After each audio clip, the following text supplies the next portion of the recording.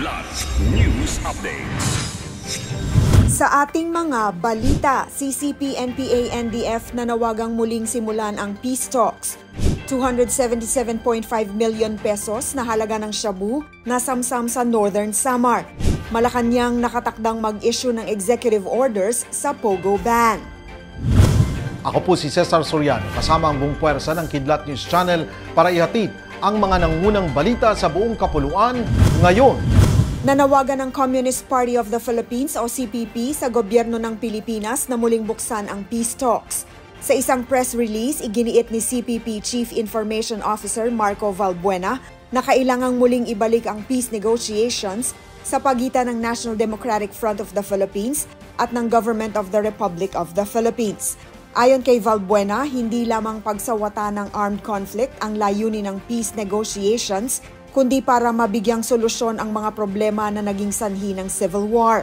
Nitong Lunes, matatandaang nagbitiw ng salita si Pangulong Ferdinand Marcos Jr. na kanyang titiyaking maisa sa katuparan ang lahat ng signed peace agreements ng gobyerno sa iba't ibang rebeldeng grupo sa bansa.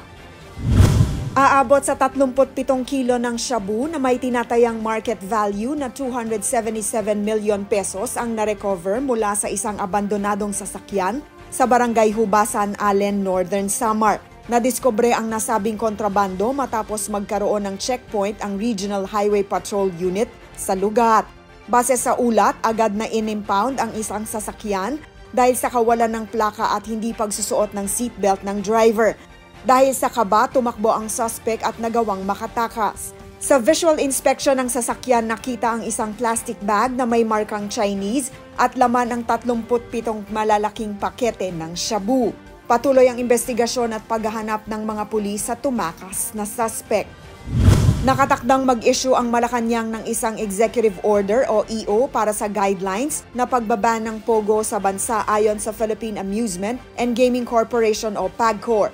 Ibinunyag ito ni PAGCOR Chairperson Al Tenco sa gitna ng hearing ng Senate Games and Amusement Committee.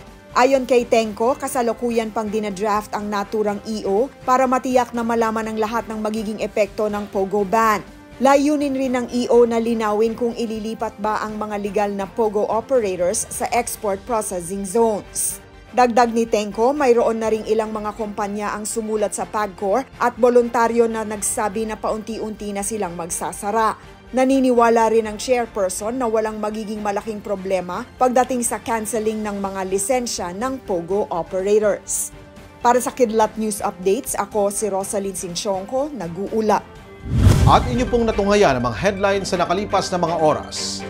Manatiling nakatutok para sa mga susunod na updates at breaking news. Ako po si Cesar Soriano, kasama nyo sa bawat pagputok ng balita.